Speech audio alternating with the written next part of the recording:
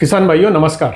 आज की इस चर्चा सत्र में मेरे साथ में है doctor Swapnil Deshmukh, head business development ABS India के साथ। आज डॉक्टर स्वप्निल देशमुख से हम ये जानेंगे एबीएस ने इस साल आप सभी किसानों के लिए यूनाइटेड स्टेट्स ऑफ अमेरिका से कुछ चुनिंदा बुल, होल्स्टीन फ्रीशियन के नए बुल इंपोर्ट करके लाए हैं।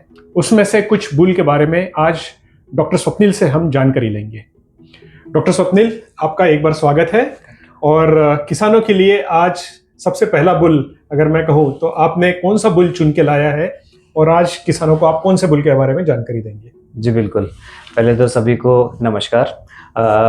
अभी जैसे इम्पोर्टेड बुल्स की बात हो रही है और ये सारे जो बुल है हमने यूएसए मतलब यूनाइटेड स्टेट्स ऑफ अमेरिका से इंपोर्ट किए, लाइव इंपोर्ट किए। ये बुल काफ़ी यंग थे जब हमने इंपोर्ट किए थे। अभी ये बुल ग्रो हो चुके और अभी प्रोडक्शन में भी आ चुके हैं। तो आज जिस बुल के बारे में हम बात करेंगे वो है storm P. Storm P G. तो स्टॉर्म तो का मतलब तूफान लेके आ रहा है बिल्कुल ये बुल। और जैसे इसका नाम है, बुल भी ऐसे ही तूफानी है। और जो पी की बात करती है तो पी ये पोल जेनेटिक्स है। तो स्टॉर्म के नाम के सामने जो पी आता है स्टॉर्म पी, हाँ, उसे कहा जाता है पोल जेनेटिक्स। अब पोल जेनेटिक्स होता क्या है बेसिकली? तो पोल जेनेटिक्स ऐसा होता है कि इस जेनेटिक्स के अंदर में जो भी बुल होते हैं उस बुल के जो जीन के साथ में ये ट्रांसमिट होते हैं अपने बच्चों में। अब ये बुल को खुद को भी सींग नहीं है नेचुरली, और इसके जो बच्चे होंगे इनमें भी 50% ये संभावना है कि 50% बच्चों को सींग नहीं होंगे, नेचुरली बिना हॉर्न्स के, बिना सींग के वो पैदा होंगे और तो बड़े होने के बाद भी उनको सींग नहीं आएंगे। तो इसका किसानों को क्या लाभ है? तो इसको किसानों का लाभ अगर हम बात करें तो किसानों को लाभ ये होता है कि जैसे आप जानते हो कि बच्चे जैसे होते हैं उसके कुछ समय बाद में आपको डीहॉर्निंग करनी होती है। डीहॉर्निंग क्यों करते हैं हम लोग? ताकि उस खुद जानवर को या किसी और को कोई तकलीफ ना हो, कोई इंजुरी ना हो, पहली बात। दूसरी बात ये होती है कि सींग के वजह से इंजुरी के अलावा कुछ हॉर्न कैंसर के भी चांसेस होते हैं बहुत बार। जैसे बड़े होते हैं सींग, तो सींग के बीचों बीच एक कैंसर डेवलप होता है, उसे हॉर्न कैंसर कहा जाता है। तीसरा है, अगर आपके पास में ऑर्गेनाइज फार्म है, पूरा मैकेनाइज है, तो सींग हमेशा तकलीफ करेंगे जो हॉर्न के बीच में फंसने के चांसेस रहते हैं उस वजह से। तो जो खर्चा है डीहॉर्निंग का वो बिल्कुल बच जाता है, और जो स्ट्रेस होता है जानवर को या फिर बछड़े को डीहॉर्निंग की वजह से, वो स्ट्रेस पूरी तरीके से कम हो जाता है। तो ये एक नया इनोवेशन हमने, इससे पहले हमने जर्सी में भी लाया था और इस बार जो हमने होल्स्टीन के बुल लाया उसमें भी एक बुल हमने ऐसा जानबूझकर सिलेक्ट किया ताकि लोगों को इसके बारे में पता चले और उसका लाभ लिया जाए। तो ये मेरे ख्याल से एबीएस इंडिया द्वारा लाया गया इकलौता ऐसा लाइव बुल है जी, जो कि ये पोल जेनेटिक्स है। और ये एक नया जेनेटिक्स का आविष्कार है जी। और जो मेरे ख्याल से किसानों को फायदा है। बिल्कुल, क्योंकि इनोवेशन पे हम हमेशा बात करते हैं, तो ऐसी इनोवेटिव चीजें हम हमेशा लाने के लिए तत्पर रहते हैं। हमारे किसान भाइयों के लिए ये सारी चीजें लाते हैं हम लोग। और इस बार के सिलेक्शन में इस बुल को लाने का ध्येय यही था, क्योंकि इसके पहले कोई पोल जेनेटिक्स के बारे में ज्यादा बात नहीं करता। ये एबीएस ही है जिन्होंने ये पहल की है। 2023 में शुरुआत की थी जर्सी के साथ में, और इस बार जब हमने एचएफ के बुल इंपोर्ट किए तो ये स्पेसिफिकली एक बुल हमने सिलेक्ट किया था स्टॉर्म पी नाम से। ये बुल और भी महत्वपूर्ण है क्योंकि सिर्फ पोल जेनेटिक्स है इसलिए इसे लाया गया नहीं, क्योंकि ये तो एड ऑन है। बट इसके साथ में अगर आप देखेंगे तो अभी तक हमारे भारतवर्ष में 3000 के ऊपर कोई बुल नहीं थे, 3000 टीपीआई के ऊपर में।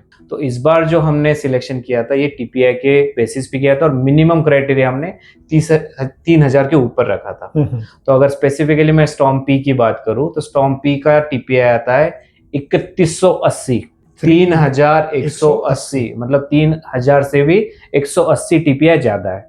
तो ये एक बहुत ही बड़ा मुझे लगता है कि सिलेक्शन के लिए, फार्मर के लिए काफी अच्छा स्कोप है, क्योंकि मैं देखता हूँ कि किसान भाइयों के पास में बहुत अच्छा भी लाइव स्टॉक आया है, काफी अच्छा दूध भी दे रही है, पर उनको सिलेक्शन कैसे करना है और आगे अपनी प्रोजनी कैसे बढ़ानी है या बेहतरीन करनी है उसके लिए सोचा जाता था। तो बिल्कुल, तो किसान हरदम मांग करते थे कि 3000 के ऊपर के टीपीआई के बुल आने चाहिए।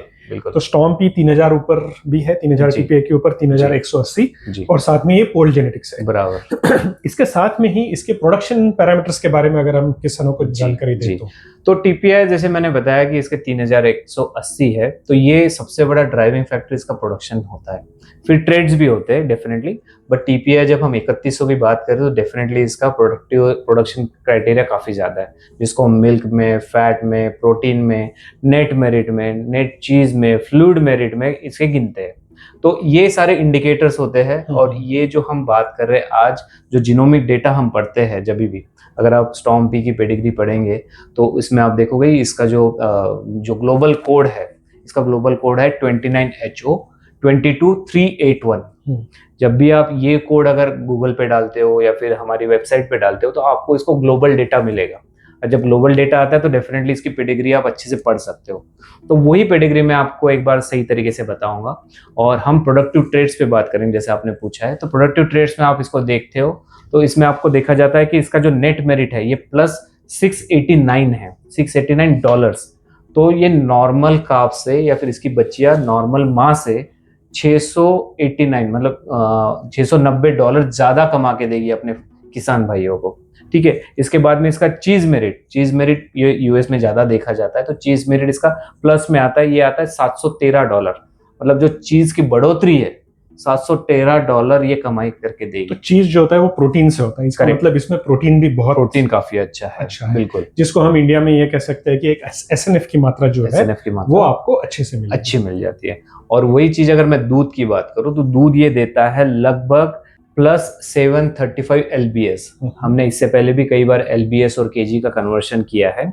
आप जैसे देखते हो कि 2025 के दिसंबर की जो CBCD का डेटा आया था, इसमें ऑन एन एवरेज आपका जो प्रोडक्शन था ये 25,000 LBS के आसपास था, जिसको हम अगर इंडिया में ट्रांसलेट करेंगे तो 12,500 लीटर एक लैक्टेशन। राइट। इसके ऊपर आपको मिलता है 735 लगभग 13,000 से ऊपर, 13,000 लीटर या 13,000 किलोग्राम के ऊपर एक लैक्टेशन में दूध देने की मिलने के चांसेस है। बिल्कुल मिलने के चांसेस। भारत में दूध के अलावा लोगों को जो लगता है वो है फैट, बिकॉज कई एरिया में दूध की जो एक रेट होता है, दूध का रेट, वो फैट से डिराइव होता है। बिल्कुल। तो इसमें फैट कितना है? तो फैट में भी ये पॉजिटिव है बेसिकली, दूध में भी पॉजिटिव है, फैट में भी पॉजिटिव है। फैट में लगभग ये 69 LBS पॉजिटिव में जाता है। ये काफी अच्छी बढ़ोतरी है, क्योंकि HF में आप देखते हो कि फैट यूजुअली आपको पॉजिटिव में आता नहीं है। तो जैसे ही लिक्विड दूध बढ़ रहा है, मतलब आपकी क्वांटिटी तो बढ़ रही है पर एट द सेम टाइम आपकी क्वालिटी भी बढ़ रही है। अगर मैं फैट की बात करूँ तो लगभग 30 किलो के आसपास में आपको फैट बढ़ के मिल रहा है, वो बहुत अच्छी बात होती है। तो अगर हम इंडियन मानक के हिसाब से देखें, जो कि हम परसेंटेज में करते हैं, तो ये करीबन 4% से 4.2 के आसपास में आपको ये मिलेगा फैट। और मैं समझता हूँ कि HF में 4 या 4.2 फैट इज वेरी गुड, काफी अच्छा माना जाता है, क्योंकि लिक्विड मिल्क ज्यादा होता है। HF का दूध माना जाता है कि काफी पतला होता है, बट अगर आप 4% से ऊपर फैट में जाते हो तो इससे बेहतरीन कोई चीज नहीं हो सकती है। दूसरा जो इम्पोर्टेंट पैरामीटर आता है वो है हेल्थ और फर्टिलिटी। जी। क्योंकि इंडिया में हेल्थ और फर्टिलिटी, ये दोनों पशुपालकों के लिए एक परेशानी होती है। बिल्कुल। तो हेल्थ और फर्टिलिटी में इसके कौन से अच्छे पैरामीटर्स आप किसानों को? जी, तो पहले तो मैं फर्टिलिटी के बात करूंगा। ये काफी अच्छी फर्टिलिटी के साथ में आता है ये बुल। और इसके साथ साथ मैं अगर बात करूंगा तो इसमें काविंग ईज अच्छी मिलती है आपको। ये बुल में काविंग ईज क्यों मिलती है? क्योंकि फर्टिलिटी के साथ जैसे इसकी conception rate, daughter conception rate भी अच्छा है इसका, देन काऊ कंसेप्शन रेट भी पॉजिटिव और अच्छा है। इससे ये पता चलता है कि इसके साथ इंसेमिनेट की गई गाय ज़्यादा फर्टाइल होगी, पहली बात, क्योंकि इसके सीमेन की क्वालिटी अच्छी है। दूसरा, इससे जो बच्चियाँ होने वाली उनके भी हीफर कंसेप्शन रेट जो बोलते हैं, जो बच्ची पहले बार में आएगी उसके भी कंसीव होने के चांसेस काफ़ी ज़्यादा है। तो ये बहुत अच्छा एक पैरामीटर है। दूसरा, ये कॉम्पैक्ट ब्रीड है। कॉम्पैक्ट मतलब है तो पूरी ट्रू ब्रीड, मतलब HF या होल्स्टीन के ब्रीड में आता है, बट कॉम्पैक्ट ब्रीड मैं कैसे बोलता हूँ, जैसे हेल्थ एंड स्ट्रक्चर में आप बात करते हो तो हम बॉडी कंपोजिट की बात करते हैं या PTA टाइप की बात करते हैं। तो इसके अंदर में बॉडी वेट कंपोजिट अगर देखेंगे तो ये -1.14 है, विच इज़ वेरी गुड। मतलब बहुत बार किसान ये सोचते हैं कि कोई चीज माइनस में है तो सही नहीं है, बट अगर ये बॉडी वेट के लिए माइनस में है तो ये एक बहुत अच्छा पैरामीटर है। तो दो चीजें इसमें आपको हेल्प करती है। जब बॉडी वेट कंपोजिट अगर माइनस में जाता है तो ये अपने आप में एक छोटी, अपने ब्रीड से सही चल रही है बट ब्रीड से थोड़ी छोटी है, तो मतलब कॉम्पैक्ट है। इसका मतलब क्या है कि इसका वजन कम रहेगा और प्रोडक्टिविटी ज्यादा रहेगी। वजन कम रहेगा मतलब इसका खाने का प्रमाण भी कंपैरेटिवली जो बड़ी ब्रीड्स होती है उनसे कम रहेगा, तो आपका एफसीआर अच्छा मिलता है। बिल्कुल। और सेम चीज आपके डॉटर्स में भी आती है, मतलब स्टॉर्म से जो डॉटर होगी इनमें भी ब्रीड तो बिल्कुल वैसे ही बनेगी, वैसे ही डॉटर बनेगी, बट वो साइज में कंपैरेटिवली -1.14 जो मैं बोल रहा हूँ उस हिसाब से रहेगी, ताकि आपको एफसीआर अच्छा मिले और दूध ज्यादा मिले। तो कम खाना ज्यादा दूध, ये एक ज्यादा मुनाफा आपको करा के देता है। बिल्कुल। सो डॉक्टर स्वप्निल, मेरे ख्याल से ये एक बहुत बैलेंस बुल है जी। स्टॉर्म पी, और जी। किसानों को कई जो लाभ है इससे मिलने वाले हैं। तो सबसे बड़ा जो लाभ है वो अभी ऐसे बच्चे पैदा होंगे जिसमें सिंग नहीं होंगे, जी दूध अच्छा मिलेगा, बिल्कुल। 13,000 लीटर से ज्यादा, बिल्कुल 4% से ज्यादा फैट मिलेगा, काविंग इसका इसमें बेनिफिट मिल रहा है, और साथ ही साथ में जो है एक कॉम्पैक्ट ब्रीड, और जिसमें अडर के और लेग के आपने कहे कि ये पॉजिटिव में जा रहा है। तो थैंक यू वेरी मच हमारे साथ में जुड़ने के लिए। बहुत बहुत शुक्रिया, थैंक यू।